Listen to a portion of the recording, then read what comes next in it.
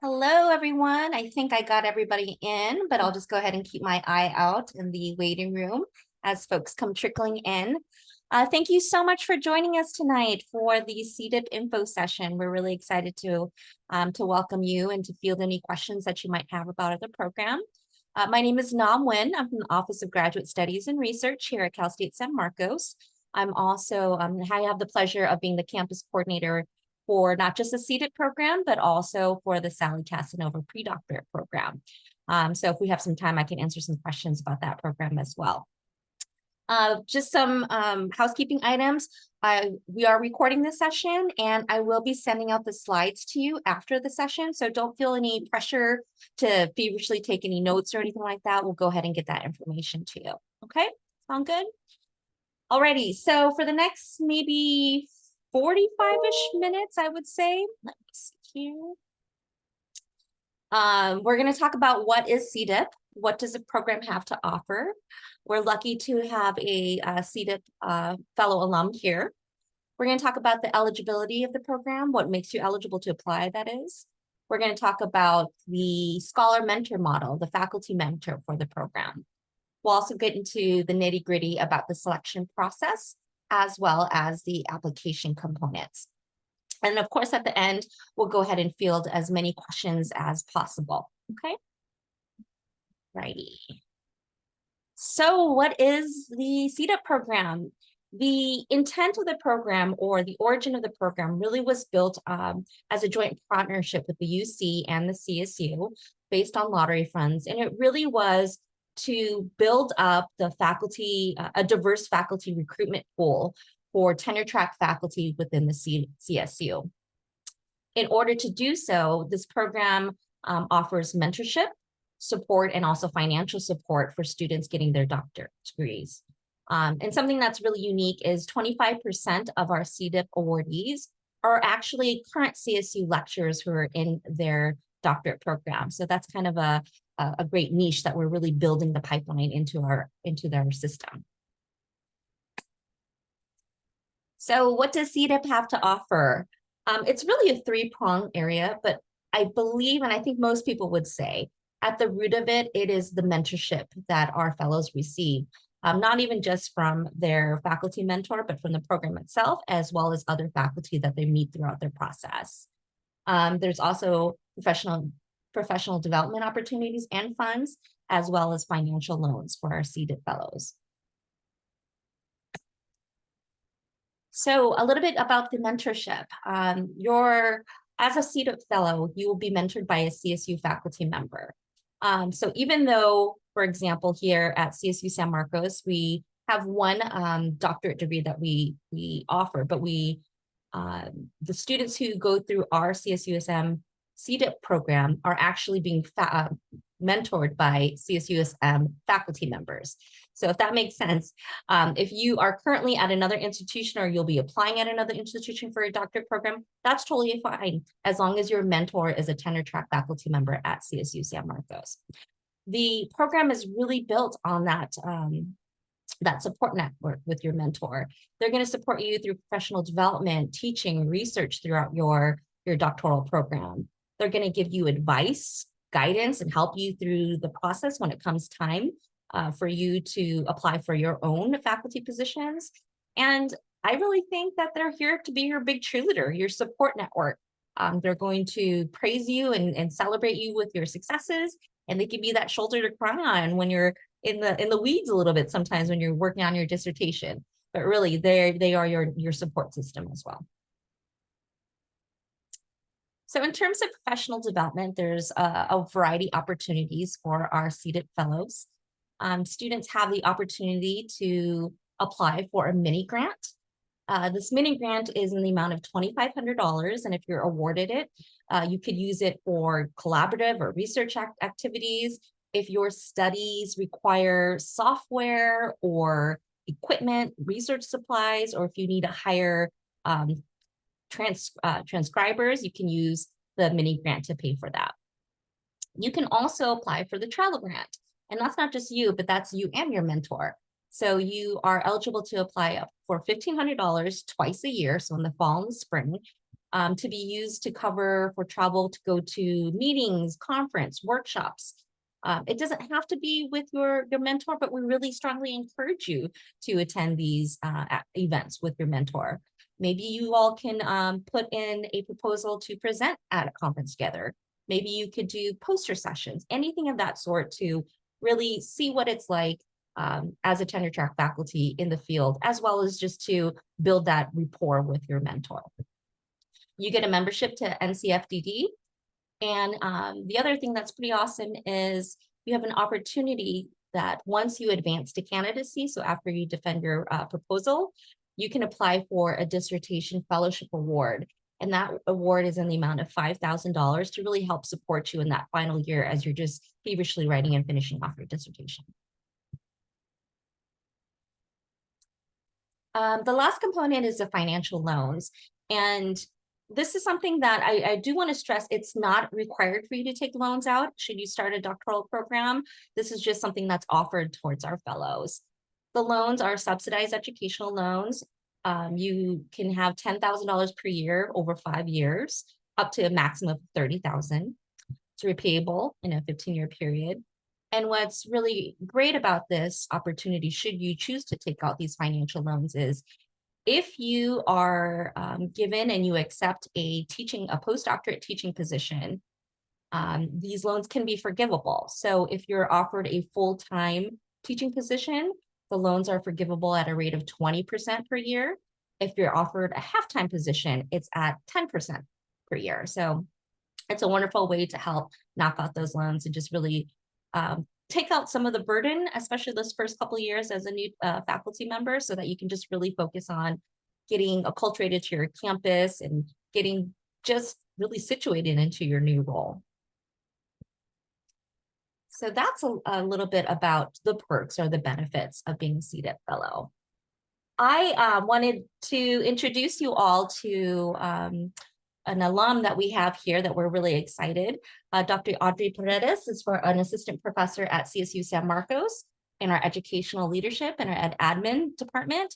And we invited her here today so she could talk a little bit about what her experience was going through the program as a CDIP fellow. And she can give you any advice and tips and things of that sort. So I will go ahead and stop sharing my screen and invite Dr. Paredes to share some wisdom with us. Hi, Nam. Thank you so much for having me. Hi, everyone. Totally okay to keep your cameras off, but while I do have a few points that I wanted to share with you all, feel free to just unmute yourself or ask me any questions. Also, feel free to drop them in the chat if you'd like. So as Nam mentioned, my name is Dr. Audrey Paredes. I'm a first semester faculty member at Cal State San Marcos. Specifically, I teach educational administration and leadership. So I'm here to talk to you, on two fronts. One, as a former CDIP alum, I participated in the CDIP program when I was finishing up my doctorate degree at UCLA, but also to talk to you here now as someone who's on the other side of it, right, as a faculty member. So I originally heard about the CDIP program. I was attending a SACNIS conference. I'm not sure if those of you are familiar. It's for the advancement of sciences for Chicanos and indigenous people in the sciences. I'm sorry, I don't know what the acronym fully stands for right at the top of my head right now. They had a booth and they told me about this program. And considering that I had gotten my undergraduate degree at Cal Poly Pomona, one of the 23 CSU campuses, it had always been a mission of mine, to kind of come back to the CSUs and teach. I should stress that I'm a first generation college student, the daughter of immigrants, formerly working class background. So to me, figuring out the doctoral process, what is a PhD, what comes afterwards, it's all, my whole journey was non-linear and completely and totally a blur. But here was this person at this booth who was saying, like, come teach in the CSU, this program's a great incentive program for it. So I always had it in the back of my head. And that was early on in my PhD program, as I said, at UCLA in the education department. As time went on, I heard about more senior PhD students applying for this program and being a part of it.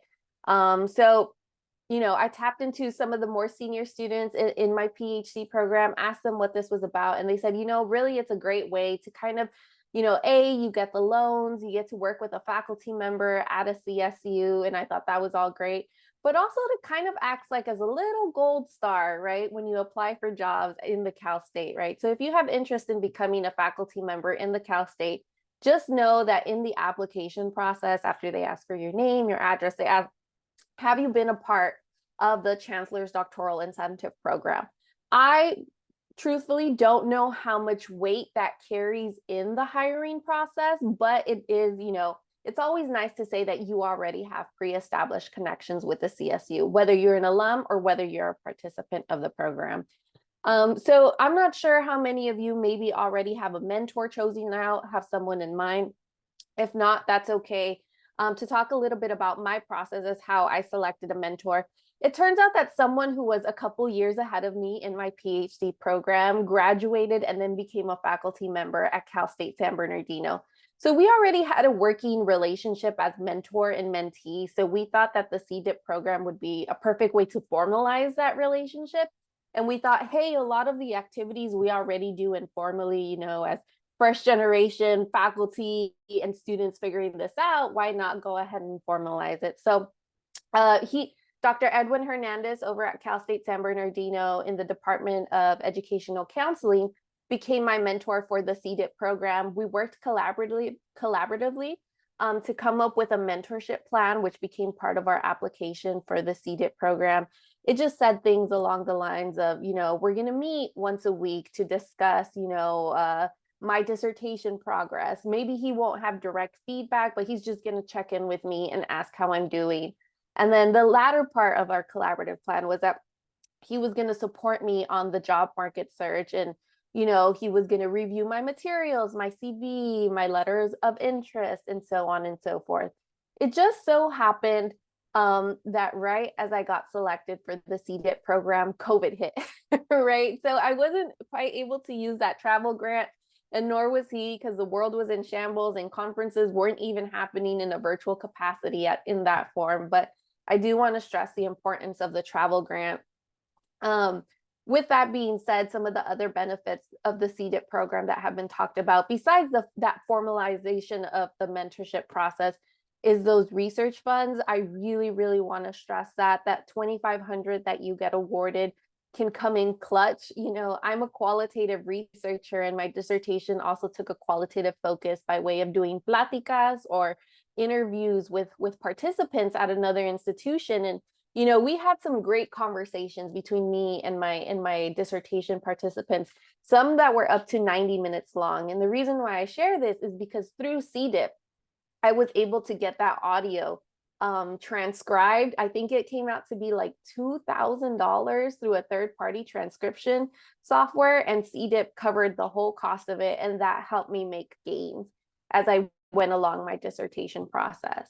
Not only that, I was also awarded the CDIP dissertation fellowship. So because of COVID, I had to extend my PhD by one more year, but my funding ran out. I only had a 4-year funding package.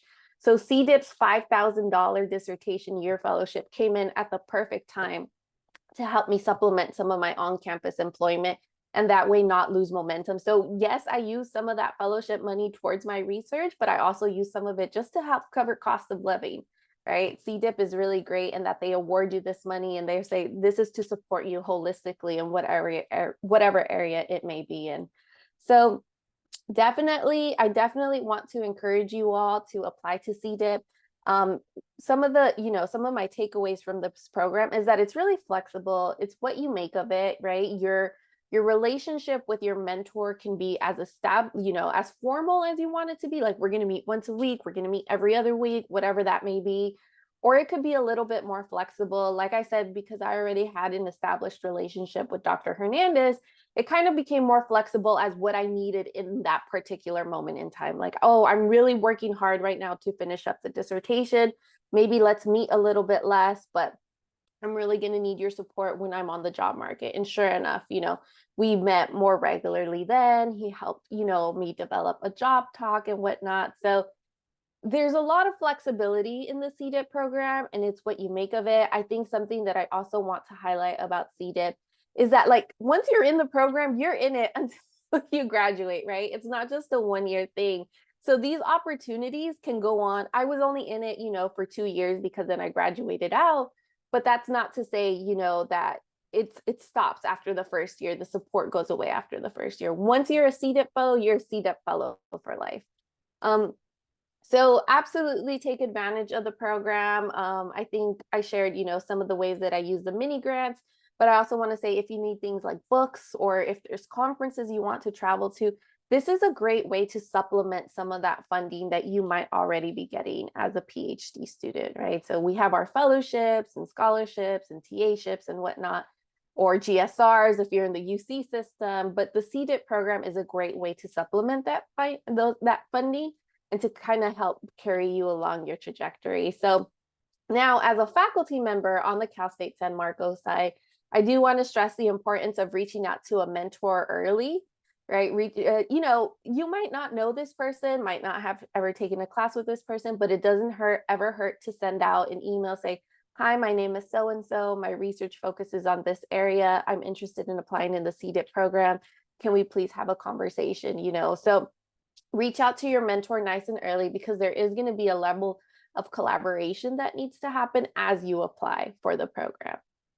So definitely reach out, I'm going to put my name in the chat. Unfortunately, I do teach a class at 6, so I'm going to have to hop off pretty soon, but I'll put my name and email in the chat. I have time if anybody has some questions right now, if anybody wants to ask anything, or if anybody is interested in having, potentially having me be your mentor, maybe you're in the field of education as well. To broadly summarize my research interests, I focus on issues of racial and other forms of stratification within higher education as it relates to college access and student experiences. I do a little bit of work with critical race theory. Not a little bit. I do a lot of work with critical race theory, Chicana feminist epistemologies, methodologies, and theories. So that's a little bit about me. Maybe that I kind of have a little bit of interest on that. So you can reach out to me as well if you're interested in looking for a mentor. But I said a lot of information in a short amount of time. So if you have any questions right now, it might be a good time, Nam, if that's okay. If not, I'll go ahead. No, absolutely. Okay. I'm also putting my name in the chat in case anybody just, sometimes you think about it later after the presentation or something. There we go. Okay.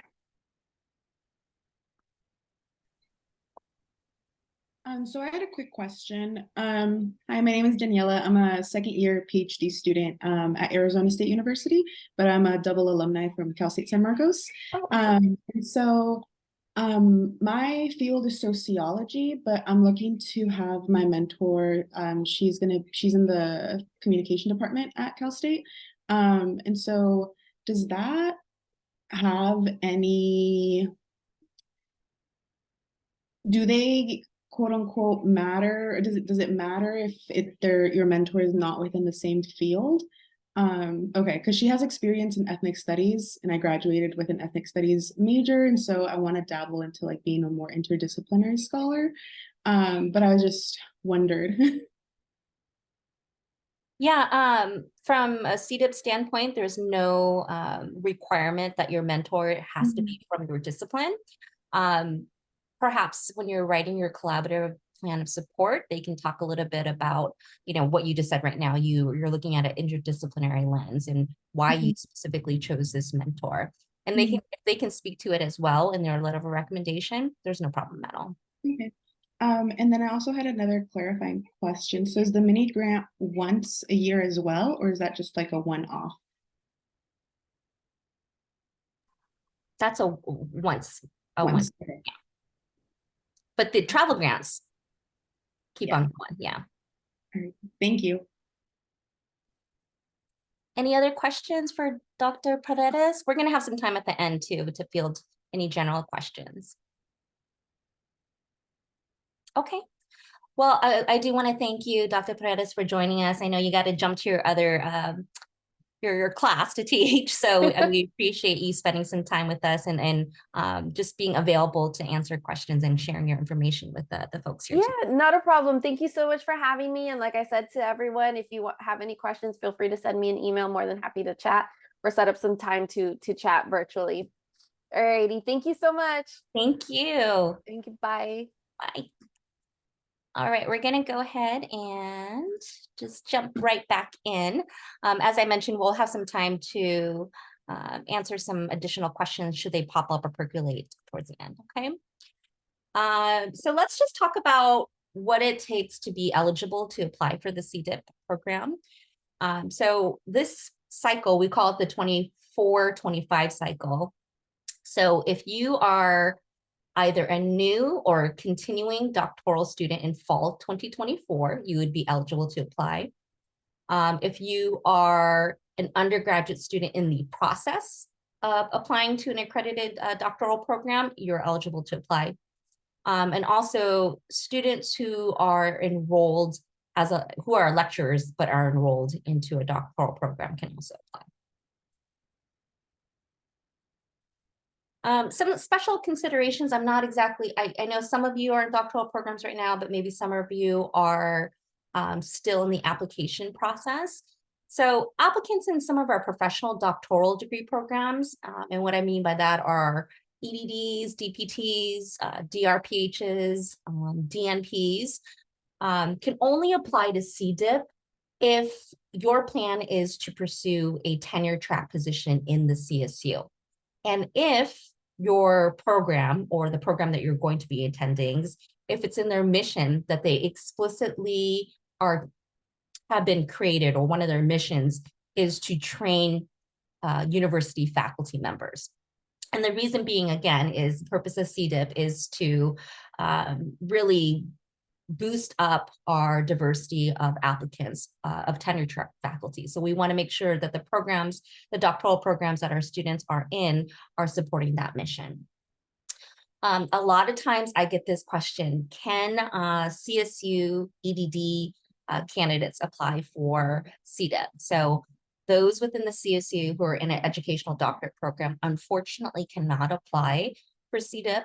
The reason being is when those CSU EDD programs were created based on an educational code, they were developed to really advance elementary and secondary teachers to become administrators in the K-12 system. So it doesn't say that the focus is not for to be a faculty member at a university level. So unfortunately, CSU EDD programs are not eligible. US citizenship is not required, but in order to be an instructional faculty member with the CSU, you just need to be eligible to work in this system, work in the United States, excuse me. Any questions about eligibility? I have one quick question. Sure. So it said that you need to be enrolled as a full-time student. Does that include candidates for doctoral programs, or if you advance to candidacy, are you no longer eligible? Well, as long as you're still, so what are you currently in a program right now? I am, and I just advanced to candidacy over the summer, but I have 3 more years. Oh, you have 3 more years, and you're fine. You're okay. Cool. Any other questions? I have a question. Sure. I'm just finishing up doctoral applications, and I'm an undergraduate. If I don't go into the doctoral because I just get rejected, but go into a master's, does that null eligibility at all? Yes, that's a good question. So if for those of you that are applying for doctoral programs right now, you would be conditionally awarded CDIP. Should you make it to the finalist role, you'd be provisionally awarded it. And then in fall, when we check eligibility, if you are not enrolled into your doctorate program that you had listed in your plan, or you're not enrolled into a doctorate program, then unfortunately the award would be rescinded. And then you would have to reapply once you start a doctorate program again. Okay, thank you. Yeah. I have a question as well. Sure. So, are we allowed to list multiple doctoral programs? Because, whether or not we go also depends on whether we're admitted or Absolutely, absolutely, yeah.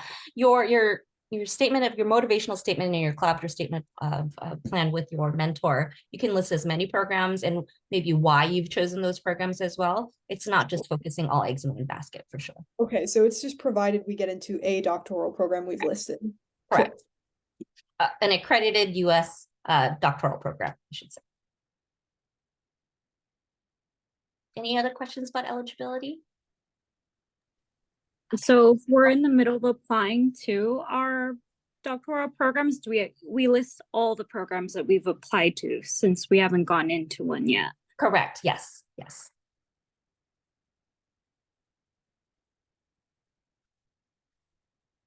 Okay, let's talk a little bit about the faculty mentor. So as I said before, as we chatted before, and Dr. Paredes had mentioned, the role of your mentor is really to build a support network, somebody who's on the inside. Your mentor should be able to share their own experiences, their journeys, talk about the tenure process. They can share insight on work-life balance, things of that nature. That component at the very end of the slide, mentors, you don't have to be from the same field. And I think that was a question that maybe Daniela had. But when it comes to the application process, you will want to work with your mentor to develop a collaborative plan of support. And what that is really a roadmap of how they're going to mentor you throughout your tenure as a CDIP fellow. So as Dr. Paredes said, it could be anything like meeting on a weekly basis, meeting on a biweekly basis. It could be something like, I want to learn more about the inner workings of a department. So maybe they can take you to some departmental meetings. Maybe they're on academic senate. So you'll be going to academic senate meetings with them. So things of that nature. Let's see. So I think in the survey, some of you already have mentors in mind. Is that correct? Do all of you have somebody already secured or maybe secured? Okay, well, if you don't, here are some ways, some tips that, okay, perfect. So most of you, if you are still looking for an advisor, you can reach out to, and if you're wanting to come to be affiliated with San Marcos, it could be a thesis advisor, it could be a research mentor, it could be somebody that perhaps you not necessarily taken a class with, but you've just read some of their great research, things of that nature.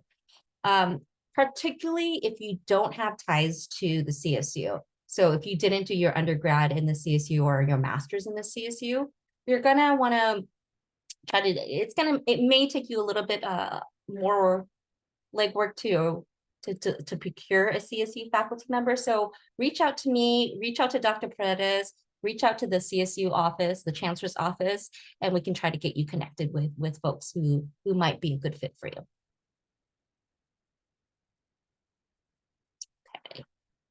So the fellow selection process, again, it all goes back to, we're really, it's actually the Chancellor's Selection Committee. They're really looking for individuals who reflect the diverse student body at Cal State University system. What ways can they contribute to the CSU?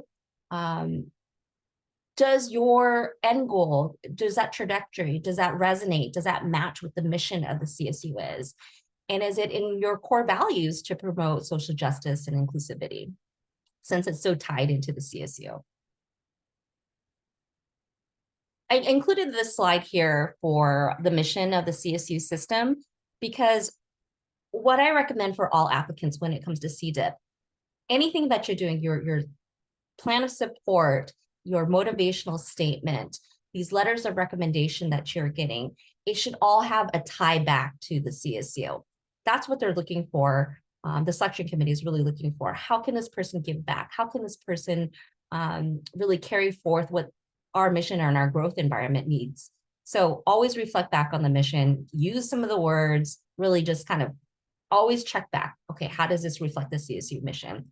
Am I going back for the right way? Especially for those individuals who are not connected with the CSU.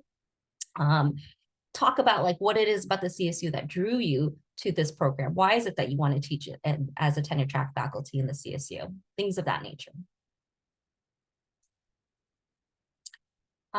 They're also going to look for what your academic achievement and your potential is. So what your academic standing was. Were you a McNair Scholar? Were you a Sally Casanova pre-doc student?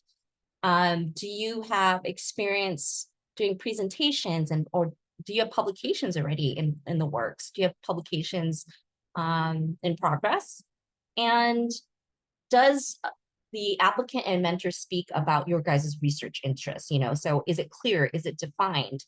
How can they support you through that? So again, it goes back to what is the connection and the passion for the CSU system. So those are some components I'm listing here. If you have teaching experience within the CSU, you're going to want to highlight that. Any research collaboration, I think somebody said that there were double alumni, so you really want to talk about that. Do you have evidence of teaching and serving in a student population that reflects the CSU? Things of that nature.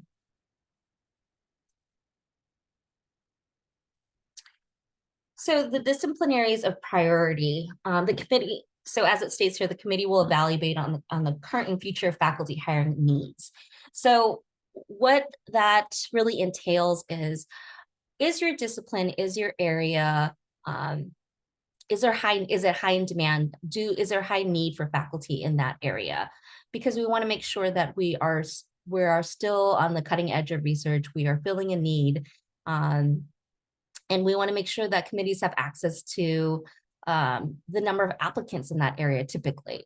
So what we can do is, well, one way that they show that is we ask for a job announcement, a job posting. And what that really shows is that there's a need in your area. So if you're an ethnic studies, if your area is ethnic studies, but it has a lens on Pacific Islanders or Polynesian students, you'll want to talk about that and why is that relevant and why is that up and coming? Or not necessarily up and coming, but why is there a need to continue to dedicate resources into those areas of discipline on our campuses? Okay, let's talk about the application process. So hopefully you had the opportunity to review our information on our website. The Chancellor's Office website is still a little bit behind. They have changed some things than how we used to do it in previous years. So they have not updated their website yet. So for now, go ahead and just continue to focus on looking at our San Marcos CDIP website. We'll have that most up to date. You're going to want to secure your faculty member. Once you have your application components materials together, we do recommend that you either meet with me or have me review those documents before you submit them. It's not recommended, but it really is required just because we know what the committee is looking for. We can give you some tips. In years past, it was required before that the campus coordinator reviewed things, but again, we highly recommend it, but it's not required. The deadline to upload the application, it says January 31st here. It should at 21st, but it should be January 31st. So you're going to upload your full application via Smartsheets through a link on the Chancellor's Office website. They're still building that out, so that link is not available yet. It should be available mid-January. So until then, you're just going to really want to work on gathering your materials and then have it ready. So when the application is posted on the Chancellor's Office website, you can just go ahead and upload it. And I'll go ahead and edit this date before I send the slides out to you. It should be January 31st. Okay, so the application components, you're going to need an up-to-date curriculum vitae, no more than 4 pages. Again, talk about your academic and your professional achievements. Talk about any authorships that you might have, any conferences that you attend, anything of note. You're going to want to have your qualification and motivation statement, no more than 3 single-sided pages. So talk about, again, what was your academic preparation like? What was your journey to wanting to go into or earn your doctoral degree? Any type of professional teaching experiences, you're going to want to talk about that. You want to talk about your connection to the CSU, either as a former alum or if you worked for the CSU, or what is it that you admire about the CSU that you want to be a part of it. Again, this is where you're really going to want to focus on how does it reflect the mission of the CSU. And this is probably what's going to take the most time because it's going to be done in tandem with your faculty mentor.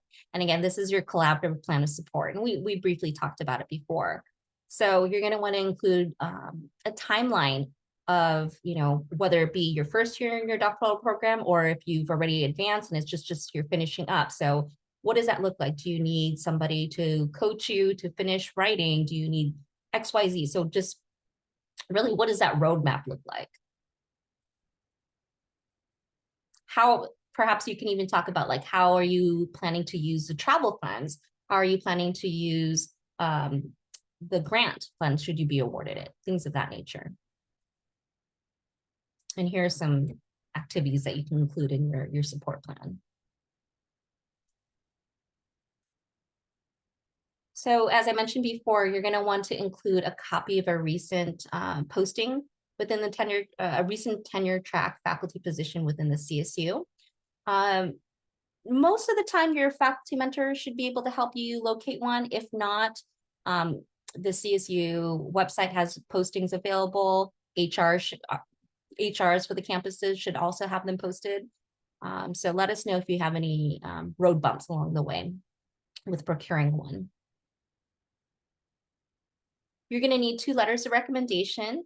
One of your letters should be from your faculty mentors, and the other one should be, we generally recommend like your grad advisor from your doctoral program, or if you're about to apply for a or in the process of applying for a doctoral program, maybe it's your thesis advisor right now, or something of that sort who can speak towards your academic successes. Okay, so just a brief review of the timeline here. Again, January 31st is going to be the deadline of when you upload your application through Smartsheets through the Chancellor's Office website. In late April, early April, the Chancellor's Office will convene and they will review all the applications for selection. And then in June, about selection notification emails will go out. So hopefully you'll be notified by June. That way there's some ample time for you to make decisions as you all are starting the fall quarter or semester. Okay, I'm gonna stop sharing. What questions do you all have? If any. I have a question. Sure. So even though I'm still an undergrad at San Marcos, I've done some work